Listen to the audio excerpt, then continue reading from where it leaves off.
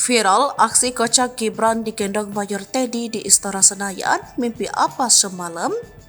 Viral momen tak terduga ajudan calon presiden nomor urut 2 Prabowo Subianto Mayor Teddy Indra Wijaya gendong calon wakil presiden Gibran Raka Buming Raka. Gibran Raka Buming Raka menunjukkan ekspresi bahagia saat digendong oleh Mayor Teddy. Hal ini diungkap oleh Gibran Raka Buming Raka di akun Instagramnya pada Kamis 19 Februari 2024. Pada postingan itu, Gibran membagikan momen setelah dirinya dan Prabowo Subianto unggul dalam quick count.